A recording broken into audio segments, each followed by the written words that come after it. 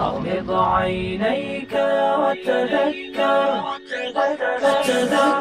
أغمض عينيك وتذكر ستا اجر بزایی نشي حلوا كالعنبر واجعل إبصارك للتقوى عنوانا للحب الأخضر که د شپې په تیاره کې لمونځ وکړي خپلو ملګرو او خپلوانو ته دعا وکړئ. للحب الأخضر للحب الأخضر فالله الخالق أبدعه كي ستا اجر به ضایع نشي.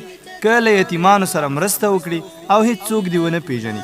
حل لها صارت عسلا نضحت سكر ننظر للكون ننظر للخير ننظر ستا اجر بزایی نشي.